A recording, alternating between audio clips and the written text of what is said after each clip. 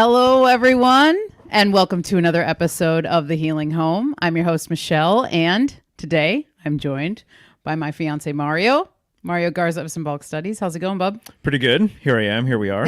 Yes, thank you for coming on, as Yeah, always. of course. You got it. Yeah, looking forward to this one because we're going to be talking about the Path of the Fool.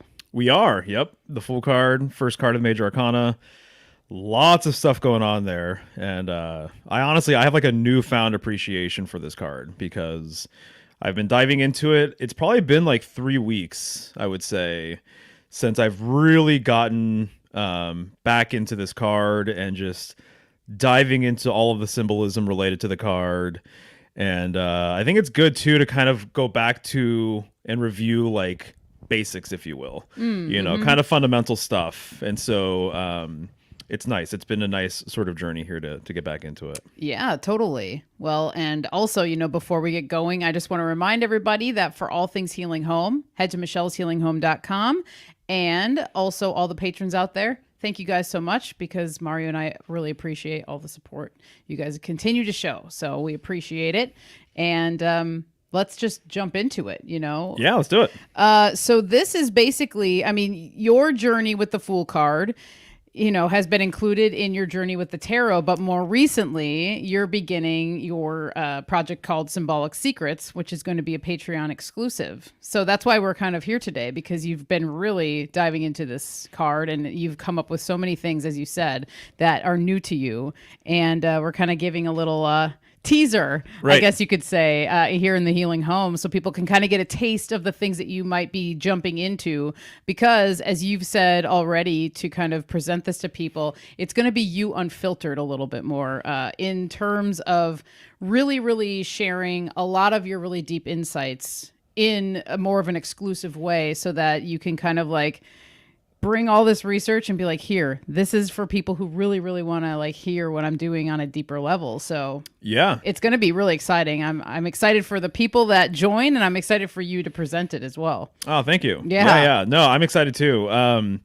So yeah, this whole entire thing was prompted out of a student wanting to learn more about the tarot. Mm-hmm. And I was kind of surprised that they wanted to do one session per card and learn the Major Arcana over 22 weeks is what we ended up doing. That's an awesome commitment. Yeah. Yeah. So we spent basically like 1 to 2 hours on each card. And I presented just kind of like what you said, my more unfiltered sort of approach, my deepest sort of I could go with each card. I felt like it was worthy of just really explaining just my sort of like most authentic understanding about each of these cards, right? And so that was a really cool experience. I know he got a lot out of it. I got a lot out of it. And once we wrapped up, he wanted to do the Minor Arcana too. And I'm like, oh, okay, let's do it. And so we went through that as well. But that gave me, going through the Major Arcana, gave me the confidence that I could really commit myself to a series like this. And I had a lot of fun doing it. And the way I kind of explain it is that each time you go through the Major Arcana, it's like an initiation. It's like a new initiation. So there's different practices out there where you can spend 1 day on a card. You meditate on the card. Maybe, you have other practices around it. There's a handful of different sort of rituals or like, intentional sort of methods you can do with the Major Arcana where you're spending a little bit of time with each card as you go through it. Every time you do that, like I said, it's like an initiation. So I kind of felt like together we went through this whole process, right? We explored all of the cards. And what I realized after the fact, where I'm like, he got my like deepest downloads about everything. Yeah. We went through everything, and so like everything that I've already talked about on my channel, other things that I've never talked about on my channel, things that I've never mentioned before on any stream or podcast or any video, I was explaining to him my thoughts about this stuff. Right. So, masculine energy, feminine energy, I would say the middle path, right? So everything in between, the spectrum of polarity, right? Positive, negative, black, white, and everything in between. So I felt like this would be a worthy sort of series to do again publicly. And so that's what I'm doing. So it's going to be on Patreon, and it's going to be through my site, and it might be on YouTube as well as an exclusive. So I'm still figuring that out, but it's going to launch next month. And so I think that's appropriate because April 1st is April Fool's. And so early April, people are going to get this video about the Fool. And I'm going to go through a lot of my classic decks and cover those traditional cards and talk about the nuanced symbolism behind this card. And I'm going to do it every other week. And so originally I thought maybe I would do it every week.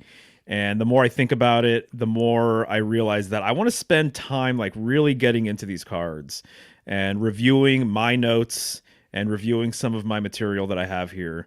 And I feel like that'll do each card justice. And then I'm like, and also like, what's the weight, or what's the rush rather? Right. You know, it's like, I'd rather do the major arcana justice and spend, all of this time, covering it. And then also too, after the fact, it's going to be a really, really good archive for people. So if they want a really solid library of information, they can, seek that out. Yeah, it's exciting. I know you too, and I'm really glad you decided. Obviously, I know you, but I'm glad you decided to not do it every week. Yeah. Because once you started really diving into the Fool and started going with it, I even remember having the thought of like, oh man, I could see him feeling rushed if it's every week or something like that. So that's another incentive for people to know that you're going to, kind of be taking your time a little bit more. And I've wanted to do like a new series for a while, but I've waited until it's time where I can like actually commit to it. Commit to it, and every other week gives me the flexibility with my schedule to kind of just do it, at a little bit slower of a pace, but also it's going to allow me to go deeper with each card. And I feel like if I did it every week, I would feel probably a little rushed. Yeah, agreed. Yeah. Also, too, the other thing I have to say is that if you're continuing to study symbolism and you are adding to your awareness like that, and you're doing that kind of work or research, and even if you're just, always perpetually being perceptive, and allowing yourself to like listen to the signs and symbols that come your way, I really feel like when you revisit something like a tarot card, you are probably going to have a new insight on it that you didn't have before. And I've noticed this all the time with readings, where a card will come up that I haven't seen in a little while, and I'm like, wow, now that I see it this go around, I have a new wrinkle. There's this new layer. A new veil has kind of been lifted with it. So even as I'm revisiting the Fool, having just done this cycle with that student, same thing has happened. I have new insights, and so I'm excited to share that with everybody. Yeah. Yeah. Well, sweet. Totally. I say, I know you have a few things that you want to get into, but before too, one of the cool things that I'm pumped for is Mario is like designing. He's making like custom designs specifically for this series, and when he showed me the graphics and stuff, I know I've told you this already, Bub, but I mean it's some of his best work in terms of design, because you're designing some of the details by hand and all that stuff. And it just looks, it's very beautiful. So thoughtfully done as usual, but it's like you've stepped up, your game on this one, and throughout the years, obviously, but that's cool too. So just for people, once it starts rolling out, you're seeing you're just like a very custom hand-drawn designs and details on this. I appreciate it. Yeah. That was one of the first things I started. I was like, what is this going to look like? This new series, Symbolic Secrets. And that's what I started creating, and it's been a fun process, and I feel like it is kind of unlocking a new sort of chapter for me or something like that. Yeah. And so it feels good. It feels fresh. I'm really into it. And it's going to be cool just to show that off too. Nice. Well, cool. So I know you want to talk about Fool and Mercury. Sure. Yep. So let's get into that, because I think that it's such a wonderful correspondence and matchup when you Yeah. really start thinking about the symbolism behind that. Totally. Yeah. Yeah. So, I mean, basically, as you said, this is like a teaser Yeah. for what I'm going to be getting into with this series and with that card, the Fool. And let's talk about a little bit about its placement and kind of some of the symbolism that's related to, and then we can kind of go deeper from there, you know? Yeah. And it has to do with Mercury, right? But the Fool, there's like a debate. There's a tradition that suggests that the Fool should be actually the 22nd card, right? So generally in most decks, it's going to be 0. Sometimes it's even called the unnumbered card, right? And some people think that it should be number 1 as well. So there is this kind of thing out there where its placement is kind of debated, I would say. And should it be 0? Should it be 1? It's interesting too because the first card that's traditionally associated with number 1 is the Magician, and one of the alternative titles for the Magician is the Juggler. And you can imagine that the Juggler is pretty close to the Fool, which is pretty close to the Jester, and also pretty close to the Clown. And so that's the other thing that's actually been really fascinating to me, is researching clown symbolism, Jester symbolism, and what that's all about. And there are people online doing a lot of really, really intriguing research about the history of the clown and where the clown comes from and everything else. And so we watched a video about it probably a week and a half, 2 weeks ago, right? Right. And we've been kind of getting into a clown weave, and we've been watching clown movies and stuff. We watched It, which I had never seen before. Yep. A couple of others. And so the Fool is kind of like symbolically with this numbering issue. The Fool exists in a liminal space. And Mercury is often known for existing in a liminal space as well. So Mercury is very much the middle path, right? And so Mercury is the divine androgyne, and one of the symbols of Mercury would be the caduceus, right? And so it's the twin serpents going up that pole, that staff, which I've talked about at length on other videos and presentations and everything else. But this is like that middle path. That pole is that middle path, right? So you can look at these serpents as being masculine and feminine, or yin and yang. And that middle rod would be that middle path or middle way, right?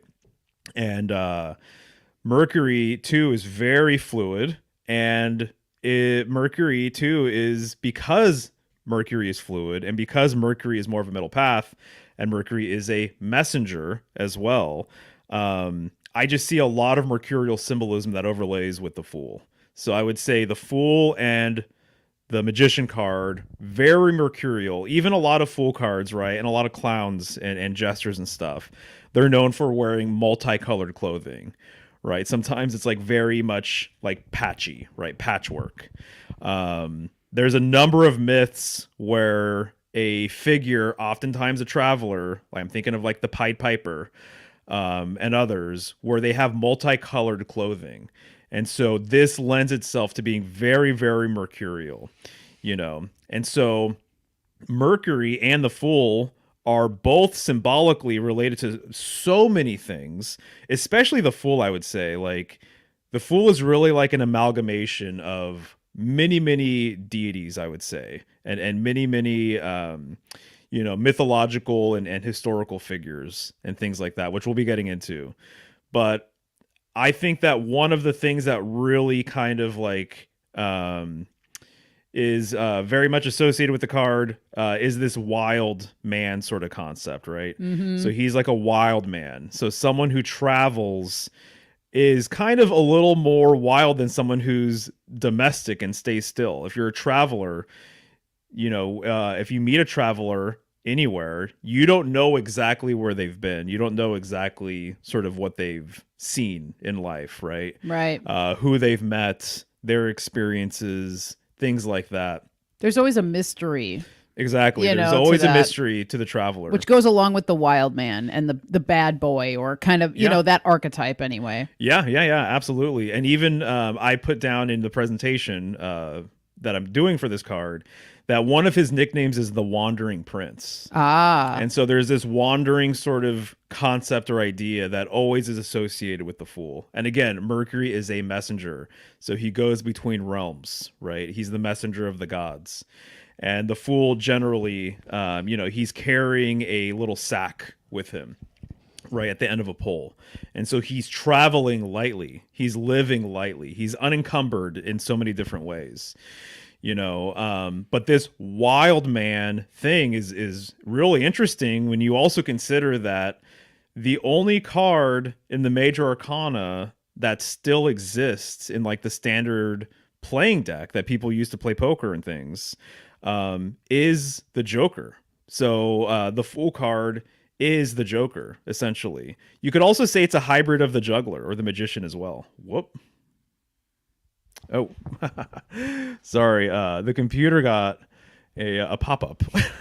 So I thought our stream went down. Just ad blocker. Don't worry. Yeah. So our ad blocker is up to date. That Great. is good to know. Yeah, That's exactly. wonderful. So the Fool is the only card from the Major Arcana that still exists in the modern playing deck. So all of the other cards are there from the Minor Arcana, including the court cards, right? Which is basically Jack, Queen, King, and Ace, and so to me that's very interesting because what is the Joker all about? It's a wild card, right? And so he's the wild man, and so the Fool has kind of been viewed as being outside of the conventional system, hence the reason why it's related to the number 0, or why there's even confusion or debate on what number it should be. It's outside the norm, it's outside convention. And that is kind of what a traveler is as well, I would say. When you think of a person's normal life, they're settled somewhere and they have a job, right? They have a family, they have responsibilities, they have things that they have to tend to. The traveler is way different. Their perception on, day-to-day life is different because of what it is they're actually doing. And so he is very much against the grain and against the norm with everything. And this is interesting for a lot of different reasons, because when you hear the name The Fool, you tend to think of foolishness, obviously.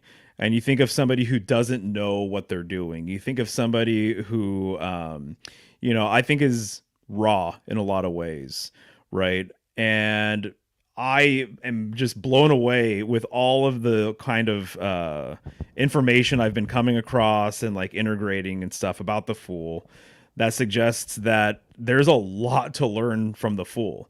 That really what can be learned on a more practical level is to like live lightly. And so this card corresponds with air. As I already mentioned, he has his little satchel with him, his bag. And so he's not weighed down, right? And even in the Rider-Waite version, you see him, up the top of a mountain, essentially. My personal opinion about this now is that he's actually descending from the polar mountain. He's descending from the central mountain. A lot of older Fool cards, he is actually not on a mountain. But I love the Rider-Waite interpretation of this. So there's, to me, a very strong polar, northern, central correspondence from this card. So what I've kind of been chewing on and thinking about is that he is leaving the center, but as all things, as like all things, we will, and things will, everything will return back to the center. So he is leaving the center, but he will return. And this is the case with the Major Arcana. Everybody knows that the Major Arcana is cyclical, right? And so I'm starting to see that the Major Arcana essentially is very toroidal. It's an elaborate metaphor for the Taurus field, amongst many things, right? But the Taurus field is an elaborate metaphor for life and for everything in existence, and that everything expands from the center and then returns back to the center, And so I think when you found your center, that you tend to live more lightly, that you're not weighed down with the world as much. When you're off center and you haven't found your own center, I think that that's when you're going to feel heavy, And so, and there's a good way to be grounded, obviously. So earth symbolism, you know, obviously has its place and all of that, but earth also has a relationship to the center, in my opinion. And I get into this with my primordial tradition stuff and polar tradition and polar symbolism research and everything else. But the Fool is returning from that center, which to me, it's like he's returning from the Holy of Holies. You know, he's returning, he's descending down from the sacred mountain. So his big journey actually has just gotten completed, you know? And so this makes a lot of sense too, because the Fool card, if it is the first card in the major arcana, he just kind of reached the end of a cycle. So now he's beginning a new one by descending the mountain, going on this journey. That is the path, you know, and then he's going to go do the cycle all over again. That's the nature of the Taurus field. That's the nature of all things cyclical. You know, it's the nature of the circle and everything else, right? So again, expanding, exiting, going away from the center only to return back to it, right? Yeah. And so he is in the moment, you know, that's really one of the most important things, is that he is in the moment. He is in that place where you stop and smell the roses, right? So he oftentimes is holding that white rose. And I get into the rose symbolism and white roses and things like that in the presentation. But he is in the moment. So he's not thinking too far ahead. He's not even thinking really about the destination. And he's not also thinking about his past. And so sometimes he's been referred to as a blind man, right? The blind man, because like in the Rider-Waite version of the card, it looks like he's about to step into the abyss. Yeah. Into this precipice, over this cliff, right? So he's not seeing what's just ahead, because that's how in the moment he is, you know? And so when you're in the moment, you've arrived, you know, you're like here. If you're perpetually thinking about the future, you know, that's going to more than likely cause anxiety. If you're perpetually thinking about the past, that's probably going to cause depression. But being in the moment, you know, that's where you want to be, because you're prone to peace that way. And so the Fool is that guy, you know, he's living in the moment. And so there's a whole history and relationship with foolishness being related to you know, like monks and to like sages and mystics and things like that. And so some Sufis refer to themselves as fools of God, as an example, you know, and that this is all just a, you know, it's a game of sorts, essentially. And so this is one of the things that we can learn from the Fool, is to not take things too heavily. And one of the things I mentioned in the presentation for this card is the whole idea of, you know, the weighing of the souls ritual, where your heart is weighed against a feather, right? It's not uncommon for the Fool to have a feathered plume coming from his hat, right? In the Rider-Waite version of the card, he has a eagle on his bag, right? He's up at higher elevations, and so the air is even lighter up there. Right. Right. And so it's interesting, like, if you're heavy and you're weighed down, this has been viewed in a number of myths as not being favorable to the afterlife transition. Yeah. You know, but if you're living lightly, if you're kind of cutting cords, if you're not taking things too seriously, if you can transmute that heaviness, that's more favorable for the afterlife sort of journey. So once again, the weighing of the souls ritual, your heart is weighed against a feather of truth, right? I also mentioned too that there's a lot of stories about, you know, disembodied spirits, ghosts, things like that, where they say that the ghost that kind of like roams around a facility or something and kind of haunts a location, that there's something that kept them here. There's something that weighed them down here. There's something that kept them from feeling light and joyful and things like that. And so there's something about all of this, you know. I think it's kind of that's what humor, and that's what kind of comedy and things like that, that's what it kind of offers us. It gives us the ability to transmute an energy and kind of see the lightheartedness of really any situation. Yeah, and I love this because, you know, from my experience, the lesson of living lightly has been one of the more challenging things. And I think, Oh, I'm aware. and so for me, as you know, and you've been such a huge proponent of helping me to see that, to, helping me to find it within myself, to coach myself to live more lightly. Because as we've talked about on the show, as we talk about all the time, no one can do it for you, obviously. But I think that even though that has been one of my constant things that I work on, it's a constant battle or thing that is worked on by a lot of people because it is a challenge to be that way. Particularly, I think, because of a lot of conditioning and programming that we have from young ages, the way society is now, and not even just now, society has always been in weird positions. Yeah. We're in our own weird position during this time that we're all alive, but 10, 20, 30, 40, 50, 60 years ago, there was weird shit going on too. So it's like, it's always weird. It's always strange. But that to me is something with the Fool, when you've presented that to me, it really, it feels really good to think about this card in that way. And I think too, something about the white rose that you brought up, and I know you're going to go into this in your presentation, so Yeah. don't say too much if you don't want to.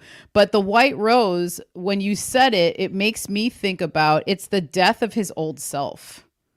Perhaps. Yeah. Like that could be the representation. Oh, yeah. Because typically a white rose is usually corresponds with death or, whatever. And so that could be symbolic of him having come down from that mountain, having gone through that journey.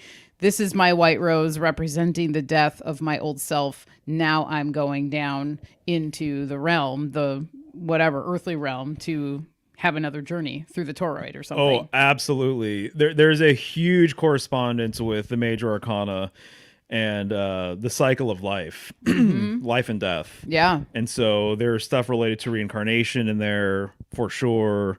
And the mountain itself, the central mountain, the polar mountain, which people familiar with my work will know that I geek out on that, right? And but the mountain has long been viewed as a place of transformation. Yeah. And so you might think that the mountain is very phallic and masculine in a lot of ways. That used to be my older understanding of it when I thought about mountain symbolism and what it looks like and stuff. But there's a heavy, ancient, feminine correspondence with the mountain. And Rene Guénon, God bless him. I mean, he has taught me so many things reading his works, but he talks about the transition from mountain symbolism in certain cultures to cave symbolism and the cave within the mountain. I was totally thinking of caves. Yeah. Oh my gosh. Yes. Yeah. Because there's something I've heard with the caves and mountains and witches and it being actually a feminine thing. Oh yeah. Absolutely. Yeah. So even as an example, the Hermit card, right? So the Hermit is associated with cave symbolism.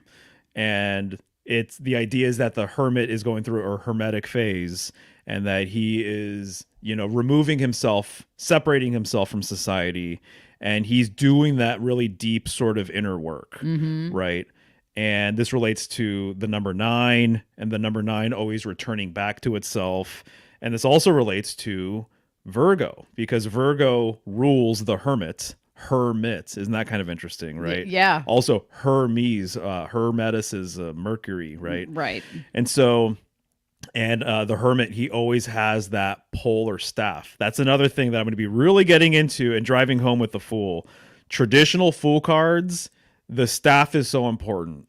And the staff or the pole is a symbol of the world axis. And it is so crucial to understand and wrap your head around why that's significant and what that means. So that thing that I'm going to spend a lot of time unpacking is pole symbolism and the staff and the nature of that and why the Fool is carrying that staff. But the hermit is in the cave, and this cave is a place of transformation. A cave symbolically represents that inner sanctum, kind of like a holy of holies sort of idea, kind of like the sacred center idea. But it's by going within is how you transcend or ascend, if you want to put it that way. It's how you transmute things, basically. And so, so the mountain has also been viewed as like the place of transformation for those who have just passed, and that there's a lot of sacred mountain symbolism related to the afterlife, essentially. And so even, I've said this before, but my copy of the Tibetan Book of the Dead has a polar mountain on it. It has a central sacred holy mountain on it. So for the Fool to be associated with this mountain, very, very interesting. And I just have to say, too, the other thing that I'll be bringing up is the idea that air symbolism, the glyph for air, right, is a triangle with that dash through it, right? The upward triangle. Right. Without the dash, it's fire. So those would be the two masculine elements, So when I look at that triangle with the dash through it, I mean, it just looks like a pyramid, right? And so that's really interesting because my personal opinion is that the pyramid is essentially emblematic of the central mountain, of the polar mountain. A lot of people today don't really make this reference, but a pyramid is a mountain. That is symbolically what the deal is. And so when you see that triangle with the dash through it, it's like a pyramid with the capstone, with the top stone, right? Also, that triangle with the dash looks like an A, right? As in like air, as in the first letter of the alphabet. The first letter of the alphabet in Hebrew, the alphabet, is aleph, which means ox, and corresponds with air. And so aleph corresponds and the letter A corresponds with the Fool, as does the ram. So pir, ram, id. Ram is right there in the middle of pyramid. Okay? Aries, exactly. And so it's really interesting. So Aries is sometimes referred to as the prince of the zodiac. Oh. Right. Yeah. And so, or sometimes like a stellar prince sort of idea. And so this is kind of mind blowing to me, to be honest with you, because Aries begins the zodiac. So he's also been called like the celestial host or the celestial leader of the zodiac. He's like the draft animal that pulls the zodiac. He's the one that's headstrong and moves forward. Right. And then kind of initiates the astrological new year, essentially. That symbolism relates very much to the Fool. The Fool is starting the journey. He's on the journey. If you look through the major arcana, the Fool is generally the only card that is not stationary. He is the only one that's moving. He's the only one that's visibly walking. You don't see that with other cards. The Magician is standing still. The High Priestess is thrown. The Empress is sitting down. The Emperor is thrown. You just go on and on and on. And they're all either throned or they're kneeling or they're standing. They're not actually walking. The Fool is actually walking, right? Also, the Ram ascends, right? So the Ram climbs upward. The Ram is an amazing animal. And the goat and the ram are both known for being climbers, right? And so the mountain itself, that's where you're going to see the ram. If you're going to hunt rams, you have to have a lot of specialty equipment with you because you're going to go up to higher elevations. It's one of the more expensive animals to hunt for a lot of different reasons, but it's because they live at higher elevations. You can't blame them. Right. They have that ability, and then it's for them at least, it's safer up there. And so rams are known for climbing, pir ram mid, climbing up the polar mountain, climbing up the central mountain, right? The Fool is actually moving. He's the one who's on the journey. So he's initiatory. He's initiating sort of this movement, if you will, right? But related to the prince thing too, I mean, this to me is really fascinating. So the wandering prince, that's kind of another nickname for the Fool that I've come across. And this goes back to the idea that a long time ago, and this was actually in the Book of Thoth, Crowley wrote about this with the Fool. He wrote a lot about the Fool. In fact, I think he probably wrote more about the Fool than I think any other card in the major arcana, if my understanding is correct. But he talks about this old tradition where the king of a given kingdom would only allow his daughter to marry what could be referred to as the wandering prince, or what could be referred to as a prince of love, or even a fool type character.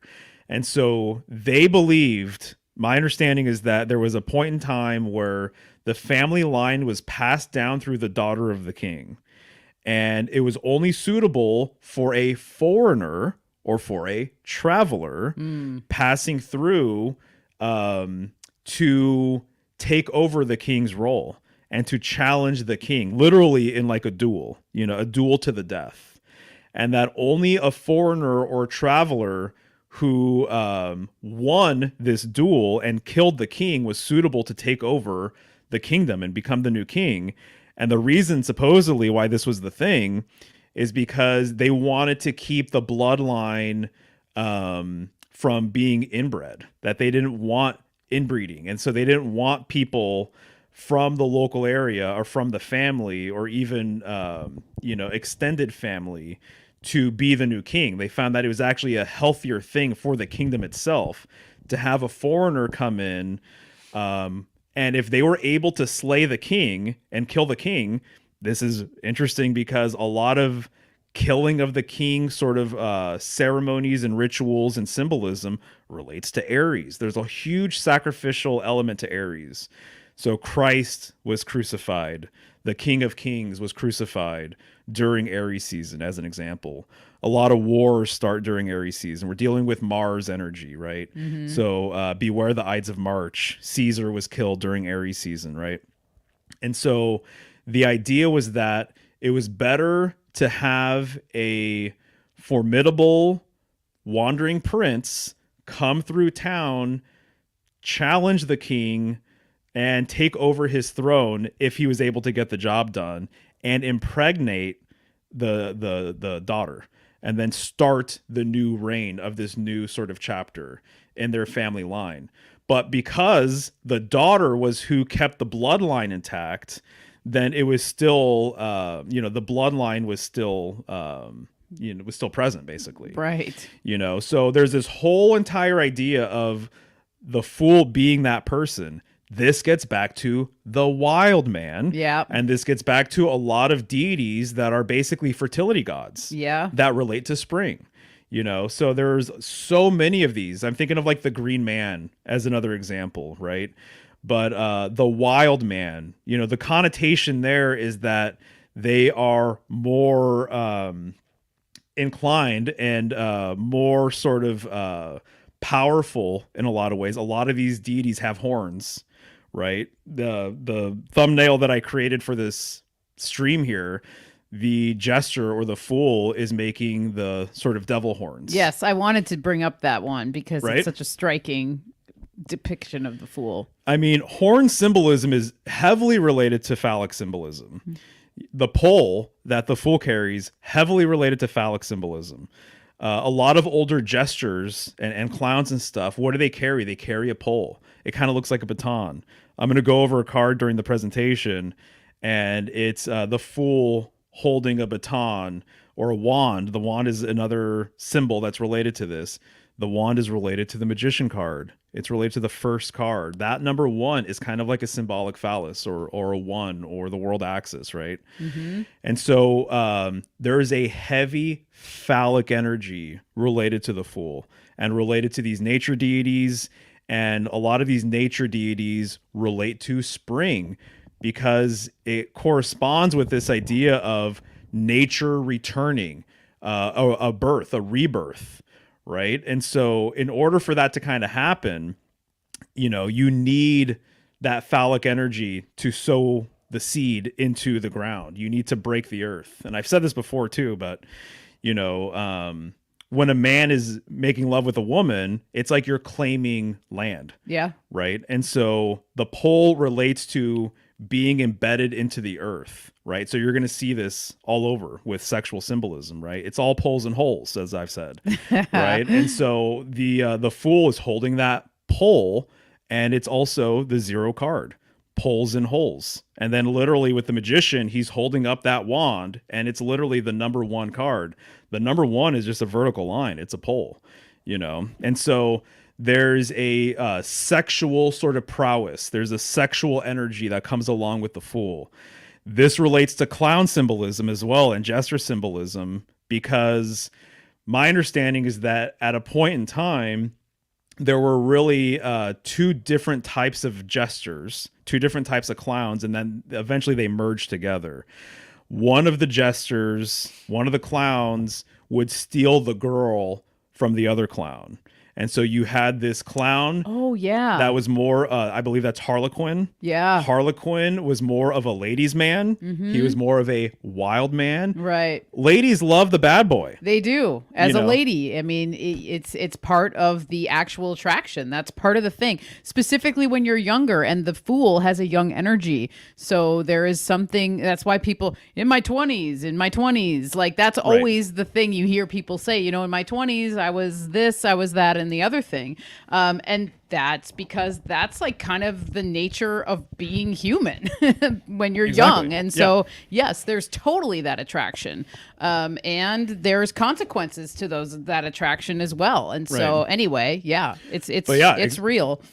So that was the thing, is that Harlequin would take the girl from this other clown, and that other clown was like the sad clown. Mm-hmm. And what was he sad about? He was always sad that his girl was being taken by this guy. So this was like a play that would be like something that was sort of repeated, and there was variations on the theme, and this existed for a very long time apparently. And then eventually this clown, this bad boy, wild man, wild card sort of clown figure, and then this sad clown, they eventually merged at some point, I believe in the 17 or 1800s.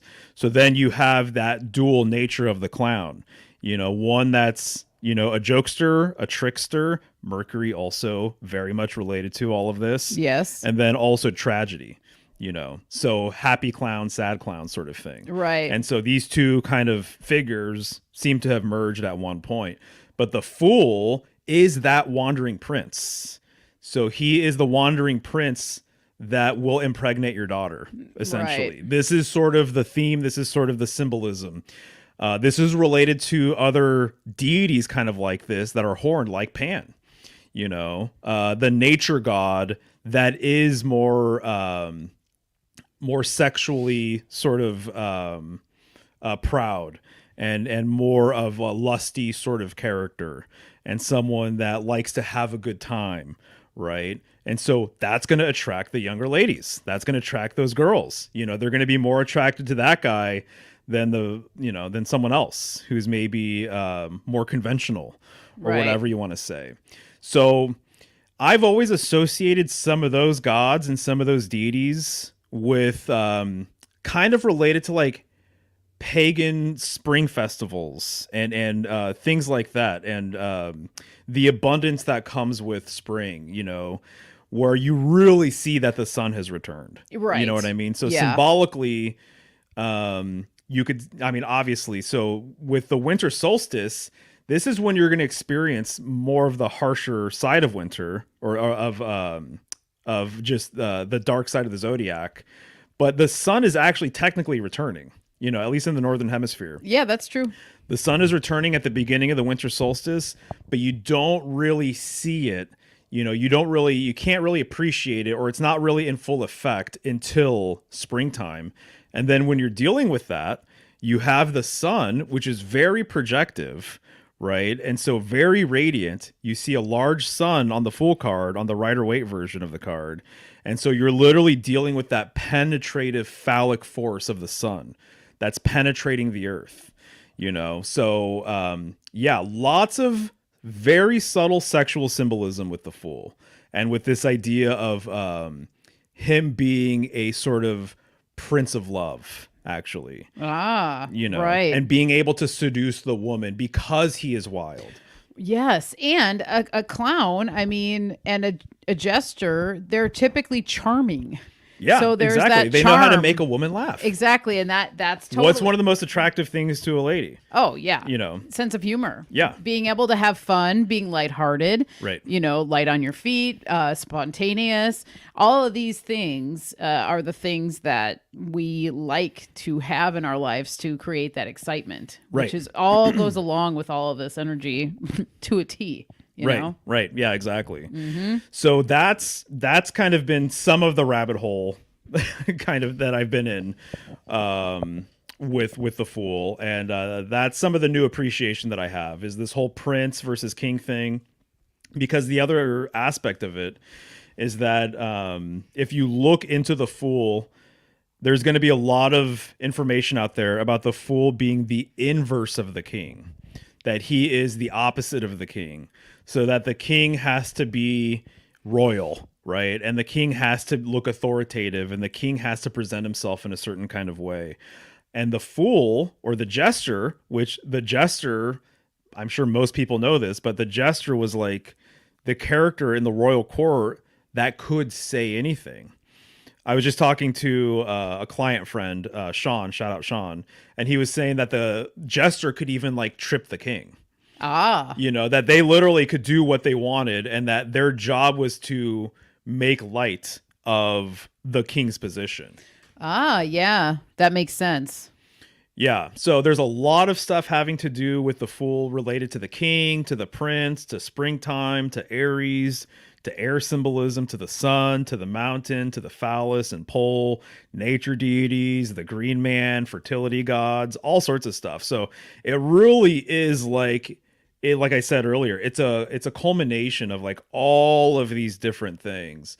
And it's so fascinating too, because when you look at it, I mean, you wouldn't necessarily know that that's the case. No, totally. Well, and that's one of the marvelous things about the tarot and symbolism in general is that, yes, at first glance, you will see this, that, or the other thing. But it's when you start studying, as you have the foundations of symbolism and apply these solid concepts that are grounded and like, you know, sound and firm, then I feel like once you have that foundation, you are able to look at these cards in a different way, and it's not this like blasted thing from outer space that doesn't really make any sense, or this thing that's just pulled out because it looks crazy or whatever. It's like, no, like this is throughout history, it's here, you know. And I feel like that's what you know, your work really carries over so well, is that there's such a solid foundation of the 101 understanding of symbolism, but like diving into the 101 stuff so that you can get to these conclusions, which is so key. I mean, and that's key for almost anything in life. You know, it's fun to skip over the foundations or the fundamental, not even fun. I should say, I'll re-say that. A lot of times we can be impatient and want to skip over, you know, the fundamentals of something so that you can get to the actual real exciting thing or whatever. But if you don't have the fundamentals, you know, once you get to the point of what you think is going to be exciting, it might not actually be as fulfilling because you don't have those fundamentals. You skipped out on that 101 stuff, which, you know, you're going to eventually have to go back to that if you really want to have a super deep understanding and have a holistic understanding, I feel like. And I think that that's kind of even maybe one of the lessons of the Fool too, because even though he is light on his feet, he's young. I like the fact that he's already perhaps been up the mountain and is coming back down, which could kind of be seen as his 101 or his fundamental time of exploring the mountain for the first time, seeing things, falling, maybe, spraining an ankle, having to rest for 2 weeks. We don't know what his journey looked like on the way up. We're seeing him in the Rider Waite anyway. We're seeing him on the way down, but we don't know what happened. As you said in the beginning, that's part of the intrigue of a wanderer, is that you don't really know what they've done or seen. You're only going to know what they've want to tell you, which, you know, is... Are they going to tell you the whole truth? Exactly. And that's kind of one of the things that happens in life as well. And so it's just... we are all fools, as we all are, you know, parts of the tarot. We all have these aspects of us, which I think is another cool thing about learning these cards in a different way and applying it and kind of just exploring it from your own life, and then seeing the times when you were the Fool, seeing the times when you embodied the Emperor, you know, seeing the times when maybe you should have been more Fool-like. Exactly. And just like we were saying, the living light, and how challenging that can be, how big of a lesson that can be or has to be in your life sometimes, and how you have to sometimes learn the hard way to live lighter, or maybe you live super light all the time, and maybe you need to have some of that more balanced energy. You know, there's a trade-off for all this stuff, in my opinion, and as I know you know as well, but that's how it goes. That's why it really is interesting, especially the Rider-Waite version. When you look at it, there's the mountain that he's on, and then there's mountains in the background, and then there's a lot of sky, yellow sky, you know. And so it just, to me, it's kind of a reminder of it's a cliche at this point, but the as above, so below nature of everything, you know, which is very much related to Hermes and Mercury and stuff like that. And so the sort of most dense, heavy things also containing the opposite of that, right? This lightness, right? And even actually one of the alternative names, the hermetic title for the card, is the spirit of ether. Oh, I love that. So yeah, he is the spirit of ether, you know, and ether is very liminal because it's everywhere and it's in between everything, you know. It's the space in between spaces, essentially, you know. So the Fool is very much that figure, and the wanderer, the traveler, the journeyer is that figure. And there's a lot of stories about the foreigner being that figure, essentially. You know, that's the other thing too, I think, with kind of going back to the wandering prince, sort of Prince of Love idea, is women having an intrigue, and men too, but with the foreigner. Yeah.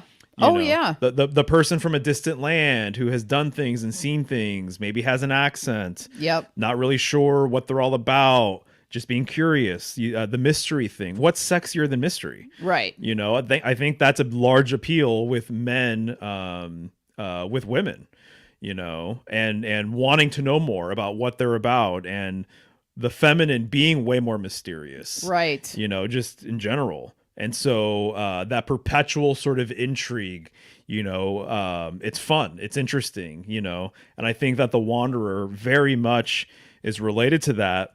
Kind of a very small symbolic nod to this whole entire thing too, I think, is the bag that the Fool carries. What's in the bag? Right. You know, what does he have in there? What's he journeying with? So if he's a traveler, what are his most prized possessions? So there's a few different ideas about what's in the bag. Some people say that it's tricks and follies and illusions and things like that, right? What I kind of like, well, there's two ways that I kind of look at it that I really like. And of course, it's really open for interpretation, right? This is what the tarot is really all about, I think, in a lot of ways. It's like, it's to get your mind going. It's to kind of sneak in underneath your consciousness towards your subconscious or superconscious mind, and really work on a sort of different level, operate on a different level. So you're supposed to question, you know, or maybe think about or contemplate, consider what is in the bag, or what is this figure really all about, you know. And at the end of the day, you're never really going to completely wrap your head around all of these different mysteries, right? The tarot is very scalable that way. So if you've been looking into the tarot for a year or two, there's plenty of things to uncover, plenty of veils to lift up. If you've been studying it for 20, 30, 40 years, there's still veils to lift. But it's just, you're going even deeper, right? And the details are even more nuanced that you're kind of paying attention to. But to me, the bag symbolically is any container. It's any vessel. And so in a way, I kind of look at the urn of Aquarius, the vase, right, of Aquarius, what Aquarius tends to hold, and most people tend to associate it with water. But when you really look into the urn of Aquarius, you start realizing that, oh, well, there's actually multiple ways of interpreting this. Yes, water is one of them. You know, Aquarius is the water bearer, but it contains electricity, it contains energy, it contains ether, you know, it contains spirit, you know, it can contain all of these different sorts of things. And I kind of look at any container as being that. So any container symbolically is also, you know, emblematic of the container of the universe, you know, the womb of the universe. So it can contain a multitude of things. But one of the other aspects that I really like is that it contains the elements. It contains the 4 elements or 5 elements, depending on how you look at it. And this to me makes a lot of sense too, because in the Magician card, the first card, the card that follows, you're going to see four, at the very least, objects on the magician's table. You're going to see a sword for air. You're going to see a disc for earth. You're going to see a chalice for water, and then you're going to see a wand for fire. And so literally on the magician card, there is a table of elements, right? The four elements right there, organized, structured. You know, the table kind of implies this sort of structure, right? And in the bag, they're all mixed up. And so I've gotten into this in my presentation called Decoding Chaos, where I get into the idea that there's a tradition. I was mainly referencing Ovid's Metamorphoses in that presentation, where it said that in the beginning things were chaotic. All of the elements existed, but they were all mixed together. There was no structure. There was no order, right? And so there's this beautiful print at the beginning of that book, and it shows all of the elements. So things that look like fire, things that look like, wind and earth and water, and everything is just all mixed up together. It's all crazy. And there's variations on this sort of idea. There's other illustrations out there that show this exact same thing. The primordial universe, essentially, with the four elements, right? Even the four winds are present generally, but the winds are like pointing everywhere. There's no structure, right? And then also too, in that print, there's the 12 signs of the zodiac, and you see the 12 signs on a portion of the zodiac wheel, but everything is broken and everything is topsy-turvy and nothing kind of makes sense. Right. Or whatever. Now I'm remembering. Right. Yeah. And so in the primordial universe, all of the elements were present. This is one way of looking at things. All of the elements were present, but there was no space. There was no organization. There was no real pattern or anything, right? And this wasn't until, in my opinion, what the symbolism suggests, it wasn't until space was created. It wasn't until God, if you will, separated things to give space so that the elements can be organized and the elements can be structured, right? So that there can be a pattern, right?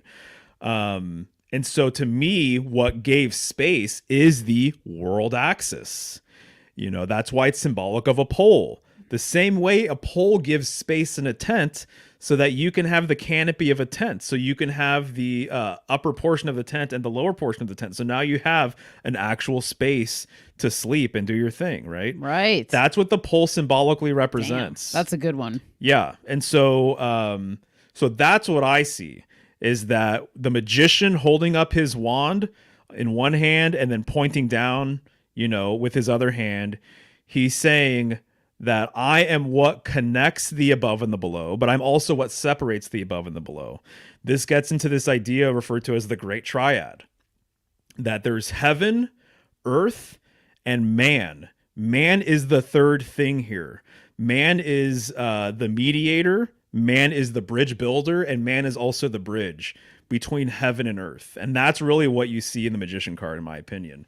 So as that pole, symbolic pole, as the symbolic world axis, as a member of the great triad between heaven, earth, and man, the elements are organized on his table, where they were once chaotic in the full card. They were in the bag, no pattern, so to say. Right. And then in the magician card, you see them on display on the table there. And this is brilliant. And he is he's utilizing them in his own way. So because he's gathered an understanding of what these elements that he's carried in his bag are, and now he's using them as tools, as opposed to before they were in the bag. And one of the other things that comes to mind when you talked about what's in the bag, it's potential. There's like pure potential. Yeah, absolutely. So he's carrying his own potential. It's the potential that the world and the universe holds for all of us. You know, that is what we carry in our bags at all times, in my opinion, that there's always potential for something, whether it's positive or negative or neutral. There's constantly potential. Right. And we hold that. And so that's what I thought of when you said that, when you asked the question, like, what's in the bag? It's a good question, right? Yeah, it's a great question. I love the question, and it makes me think of the Amoeba series on online. If anybody hasn't seen it, but they have musicians and people that come through the Amoeba record shop, and it's called "What's in My Bag." Yeah, what records did they pick up? What records did they pick up? And it's really fun. But yeah. So let me just riff on this for a few more minutes, please. because there's a couple other things going on here with this. So you can then say that the Fool represents chaos, and then the Magician represents order. Yeah. So order out of chaos.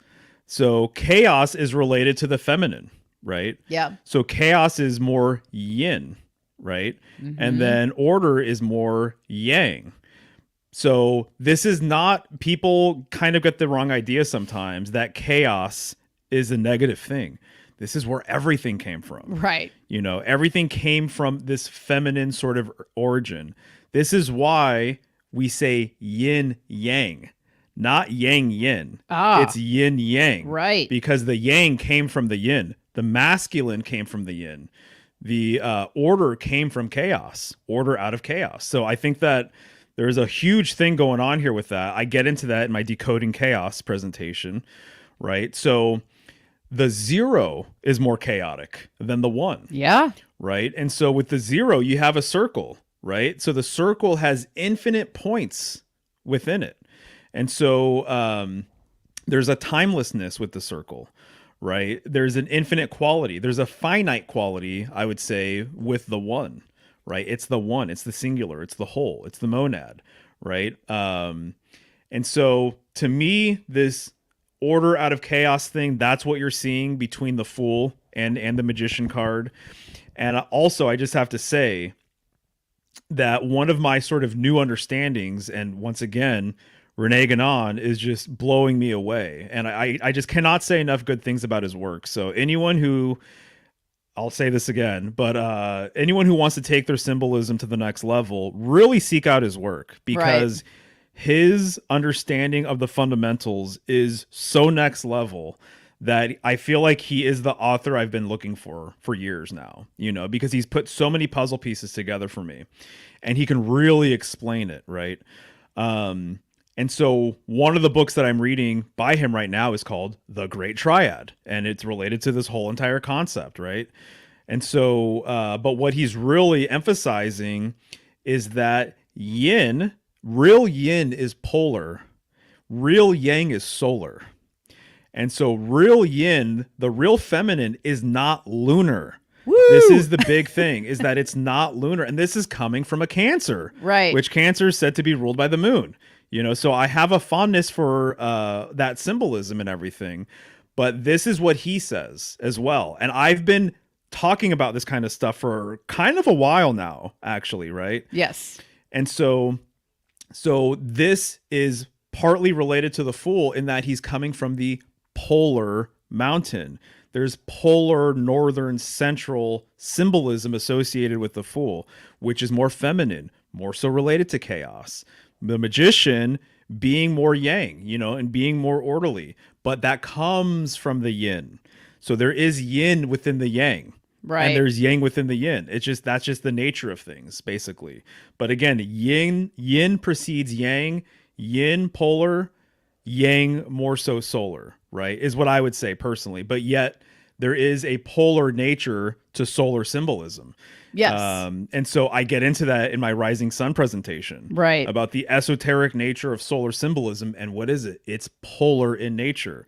You know, so I see the Fool as being another polar sort of deity, and then I also see the Magician as being a polar deity as well. But I see the yang solar nature in the Magician as well, because that phallic sort of energy is obviously present, as it is present in the Fool card too. You know? Yes, I mean, you know this already because, you know, you told me this, but Mario just informed me about this yin yang thing this morning on our morning walk.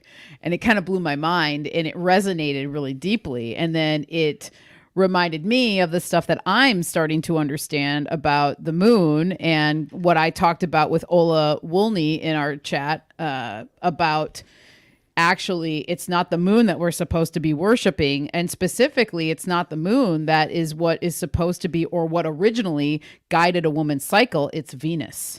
And that, to me, when you said that about the yin and the yang, I was like, whoa, that totally makes way more sense, because as we've talked about before, as you've talked about, as we understand it, the feminine is the origin of this realm. It is what it is. It is a feminine universe. And so it makes so much sense to me that this yin and yang thing, and then it has been inverted for us so that we don't fully understand it, to take us away from the pole. And then going back to your point of the magician kind of being the masculine form or whatever, has an understanding of the chaotic elements that the fool was using. He's like transformed now into the magician, who now knows how to use his tools, whereas before he maybe didn't understand them fully.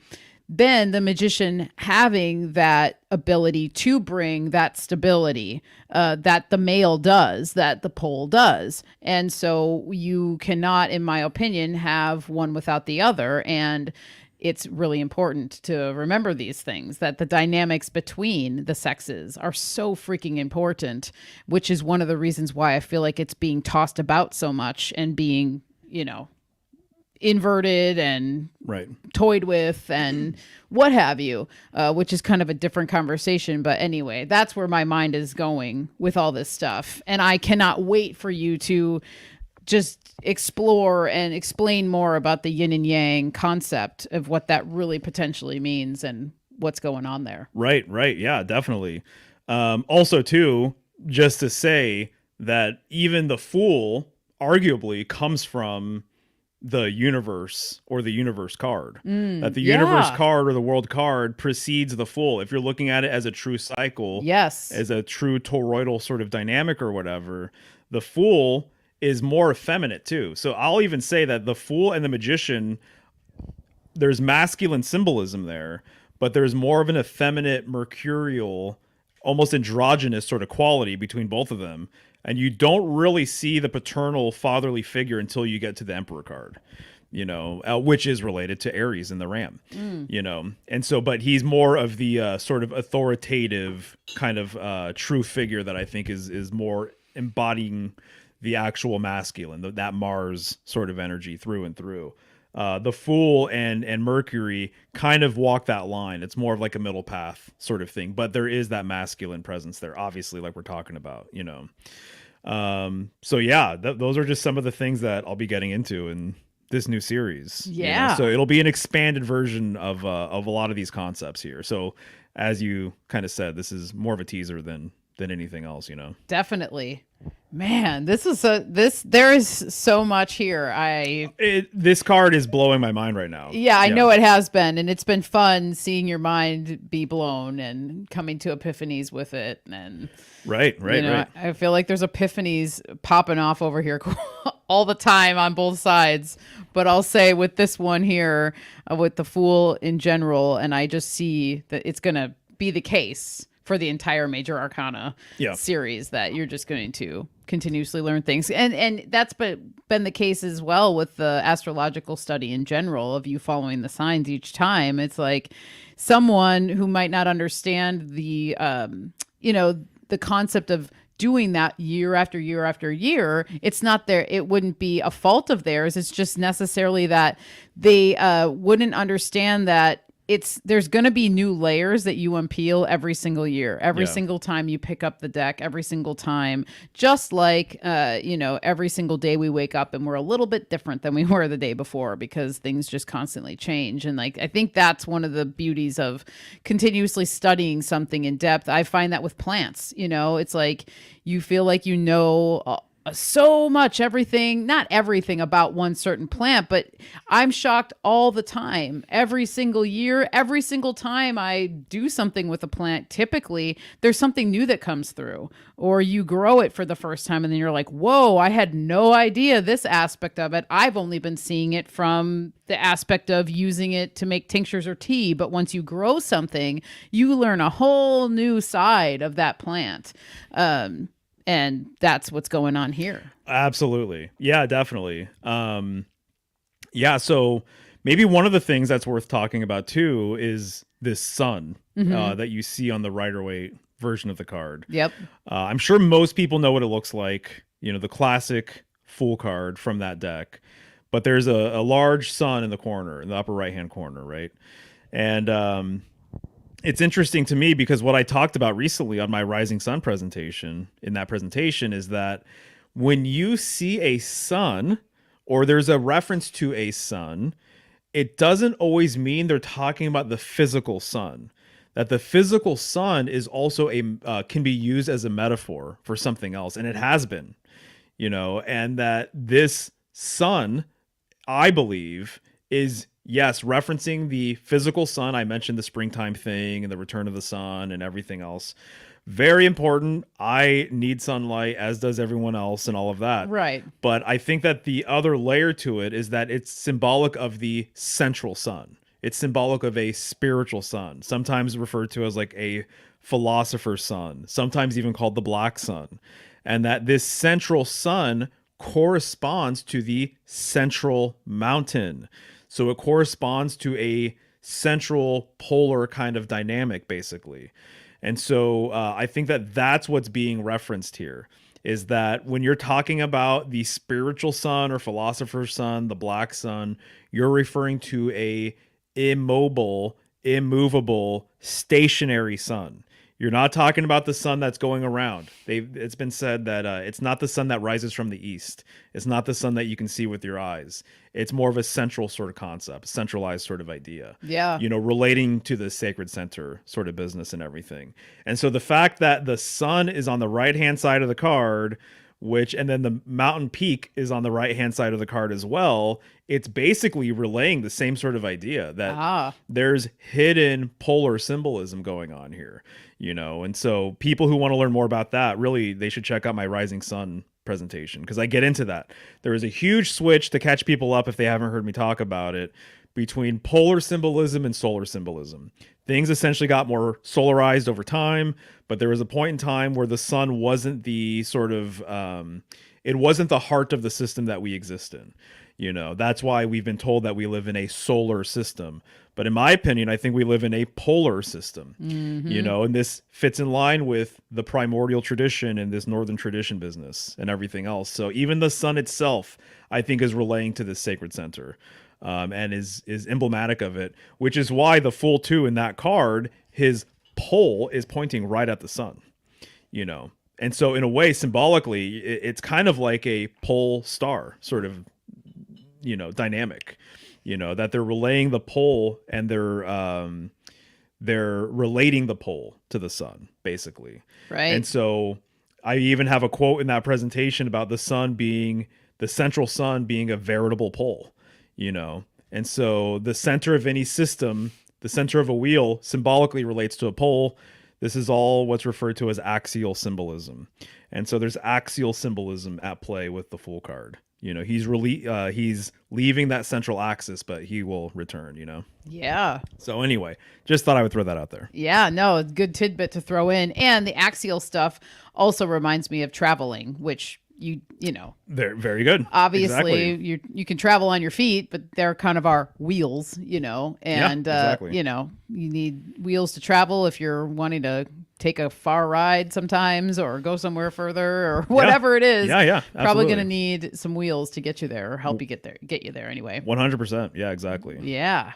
Nice. Well, do you feel like you shared the things that you'd like to share for your teaser, or do you have anything else that you wanted to talk about with the card? Yeah, I mean, there's so much more left on the table. Oh, I know. To get around to. Yeah. So maybe I'll talk about the dog briefly, because that's always something that you kind of see too. Yeah.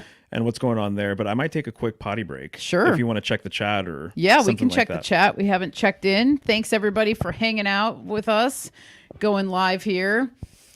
I haven't actually had a live show in a little while. I've been pre-recording quite a bit.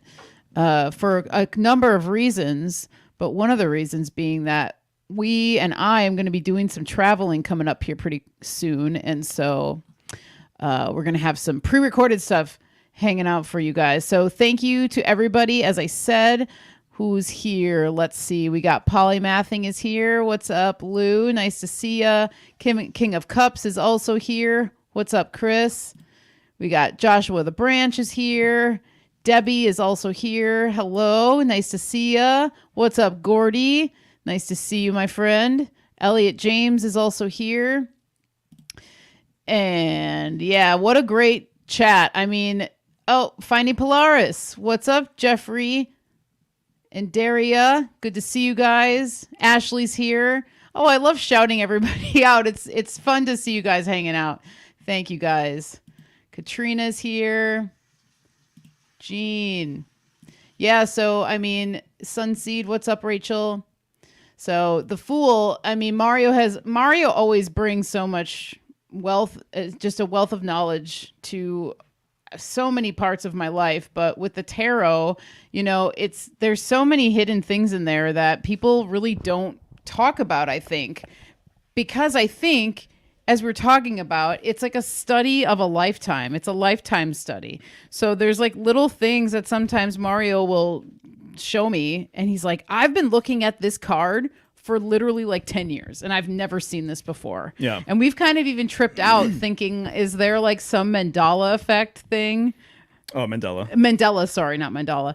Mandela effect thing that's going on. Is it our perception that's changed that then has allowed you or us to see the thing in the card that maybe it was always there, but we didn't see it, you know, that kind of stuff. So anyway, I just think that that's really cool. And so just want to throw it say out there. Right on. Yeah. Yeah. My leg was so dead when I got up that it looks like I'm like hurt or like I like Did you aged like 20 years or something like that, but it's just my leg was asleep. That's funny. I didn't even notice, but maybe they picked it up on the camera. Yeah, that's why I bring it up. Which is also kind of funny too, because the dog is always nipping at the leg of the Fool. Oh, yeah. So right. You know, and so God, dude, this to me is one of the more intriguing sort of aspects about this card, actually, is this inclusion of a dog or this inclusion of a creature that's nipping at the leg or the thigh of the Fool. Okay. Right. This is very, very telling. Okay. So it's interesting that the Fool is kind of the beginning or is the beginning of the major arcana. Right.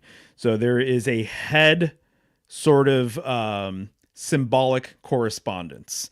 Aries corresponds with the head. Right. You know, the Fool is leading the way. Air is mental energy. Air is mental. The other thing too is that you'll see is that in a lot of older Fool cards, you will see that the pole intersects with the neck or the head. So the head is almost kind of like separated from the body of the Fool in a lot of ways with that pole, with that staff, right? Because he's holding it over his shoulder.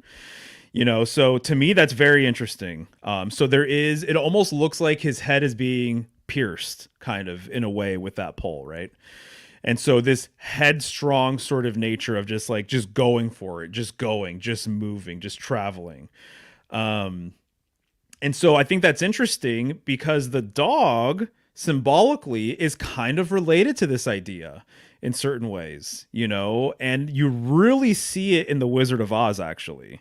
They use it to good effect, to great effect. And so the Wizard of Oz is amazing. As a movie, it still holds up. It's freaking incredible.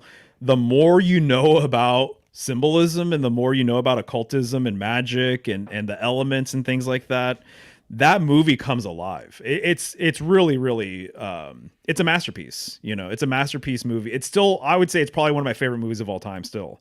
You know, just because symbolically it's so sound and they did such an incredible job with everything. I'll just say that when they're in Oz, they're traveling to the Emerald City. The Emerald City in the source material is the center of Oz. So the Emerald City is the symbolic sacred center of Oz. It's emerald, right? Emerald relates to Mercury, relates to Hermes, relates to the Green Man. Right? Emerald relates to the central chakra, our heart chakra, our middle chakra. The color green is the most abundant color, like in nature. There's it's been said, I've read before, that the human eye can discern more shades of green than any other color.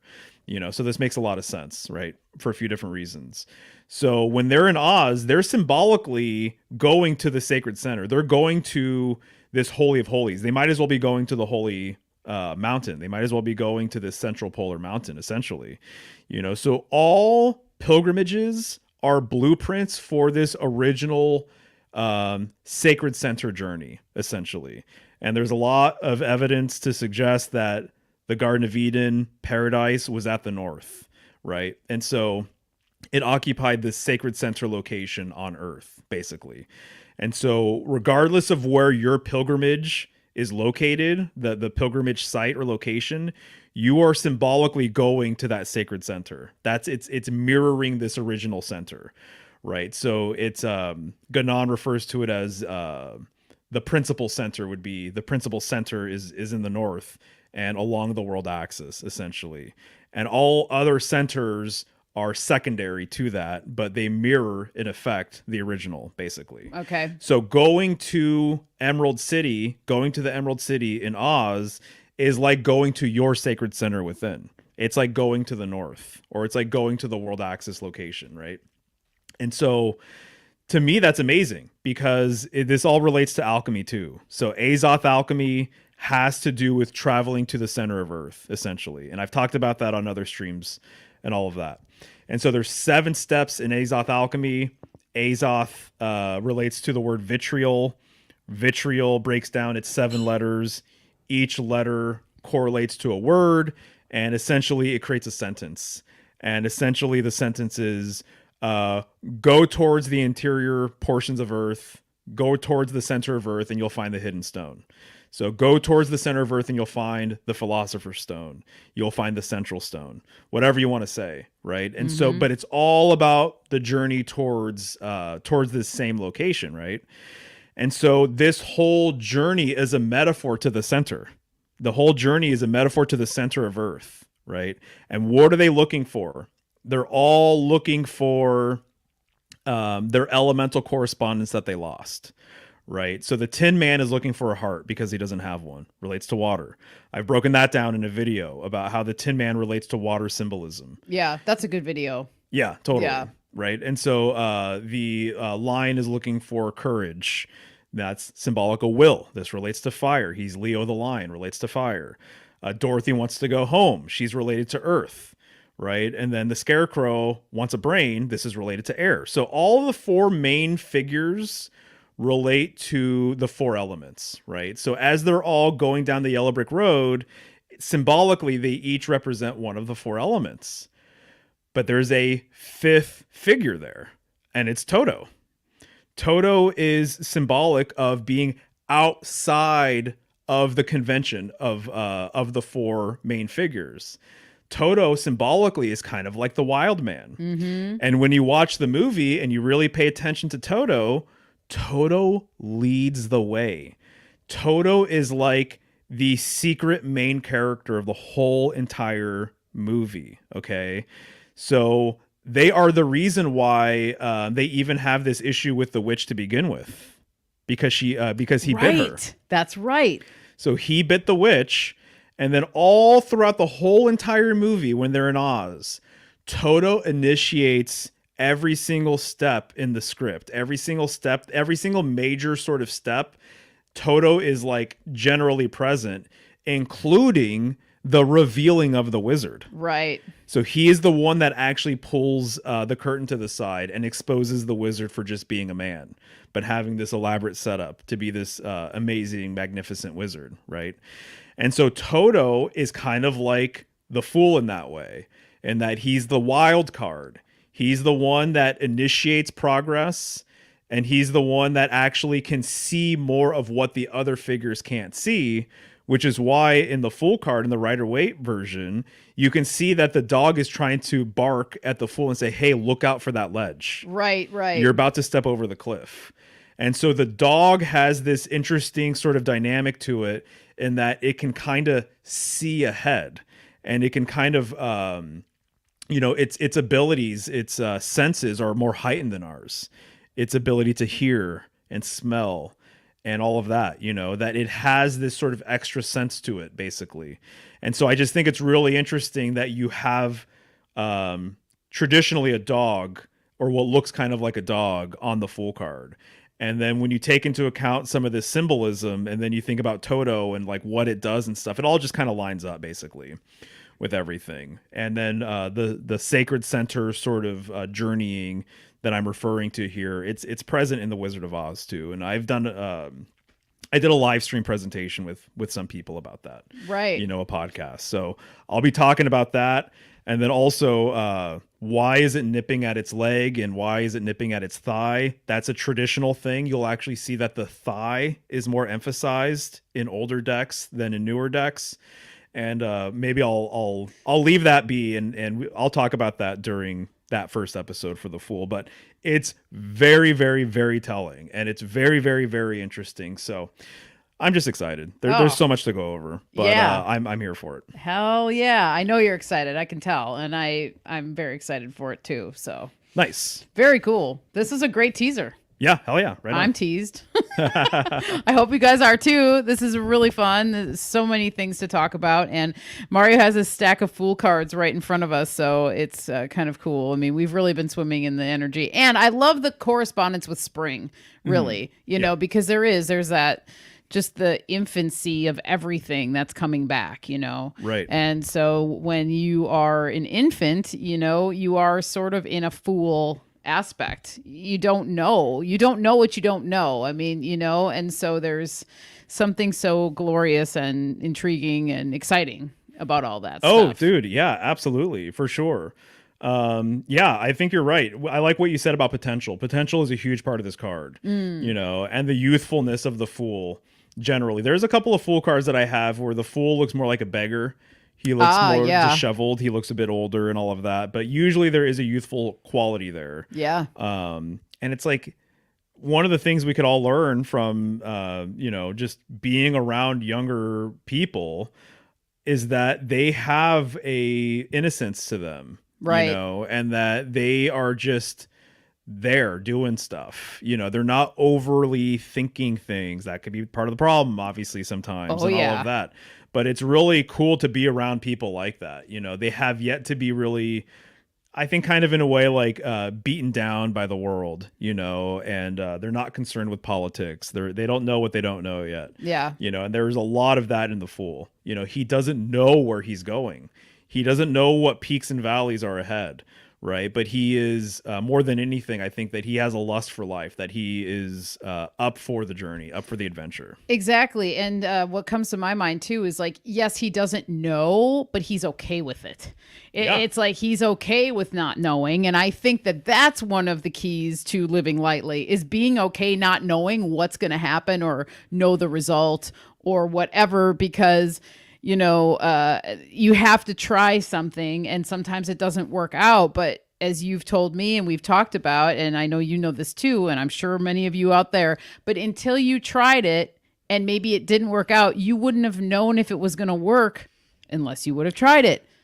Yeah, maybe this will be the last thing I say about it, but a huge practical thing about this card that I think is very valuable is not to be so concerned with the destination. Yeah. Not being so concerned with the final result, but appreciating the journey, appreciating the process, enjoying the process, being in the moment, and not being so fixated on the final results of things. That is one of the big lessons to take away from the Fool, in my opinion. Yeah, I would agree. Nice. I like it. Right on. Awesome. Well, thank you so much as always. And let's do some updates. Yes, let's do it. All righty, everyone. Thanks for hanging out. If you want to stick around for some updates to know what's coming down the pipeline, we're going to throw up our slides here up on the screen. All right. So michelleshealinghome.com for all things healing home, as I said in the beginning. So head to my website if you want to learn more about my offerings, you want to see my blog. I have a new blog post up actually all about Ellie Campaign, root tincture, and how to make it yourself. You can also purchase and download my handbook for natural and herbal cat care. You can learn more about the podcast as well, all at michelleshealinghome.com. Thank you to all the patrons out there. You guys are awesome. Chance and Jenny G, Sarah G, Liam, Miri and Hank, Erica, Moonlander, Mary, Louie, Logan, Mickey, Doreen, Debbie, Natasha, Mary Beth, Nausicaa, Stephanie, Charlei, Peter, Elise and James, Rachel and Vanessa. Thank you all so very much. Much appreciated. Patreon.com/The Healing Home for anyone who wants to join over there on Patreon with us. And as I said, a handbook for herbal and natural cat care, my first ebook. Woohoo! I am so glad that this is out there in the world, and it's something that I'm passionate about, which is cat care, taking care of your cats herbally and naturally. I have a lot of experience with it, and this is a great introductory guide for anybody who wants to step up their game in that sense with their cats and bring a little bit more herbs and natural remedies to their life. Newsletter, Full Moon Offering newsletter just came out on Monday. We're on issue 43 right now, but you can sign up for the newsletter if you're not already over at Michelle's Healing Home underneath the newsletter tab. Definitely encourage people to do that because you're going to be the first to be aware of new drops of new products, and that's how she does it. She releases new products with every newsletter. And if you just want to be informed with what she's up to, definitely sign up for that. Yep. And up on the screen, as I said, number 43, Full Moon Offering newsletter is tincture, seeds, and salve. So this is a really exciting one for a lot of reasons, but this is the first time I'm actually offering up seeds. I always collect seeds, have seeds around, but I really wanted to share some of my seeds from our garden with you all. So we've got organic smoking tobacco seeds and organic blue vervain seeds. So get those. They are hand collected by yours truly. They were grown with love in the garden. Two of my favorite plants to grow and get to know. I also have blue vervain tincture available. I have one bottle left. So if you're wanting to maybe try out blue vervain as a medicine, you can also buy the seeds and then you can grow your own blue vervain so you can make your own tincture next year. I love that. There you go. And that's one of the reasons why I did it. So I always want to encourage people to grow their own herbs and learn it on their own. And that's also one of the things you get with my newsletter is that I typically try and share recipes or share my process of what I'm doing because I love encouraging people to do it themselves and inquire or ask questions. We also have my skin and wound salvation balm, which is wonderful. I've been making this salve for almost 10 years now. I have modified the recipe in a few ways by, adding a few more herbs and some resins in there that have made it even better. Wonderful first aid medicine to have on hand. For sure. People love it. Yeah, great for skin conditions too, like eczema, dermatitis, those sorts of things that pop up for people. Even though I know that there is like extra elements that come in to play with what pops up for us. But, on just a topical relief level, this skin and wound salvation balm is wonderful for all of those things. So up on the screen, you can see the menu with all the prices as well. I just made a nice new fresh batch of lip balm as well. That has been going really quickly for people. People are really liking the lip balm. So I made a new batch of that. And we have reishi mushroom double extract tincture that's still available. I have goldenrod tincture, lemon balm tincture, and nettle.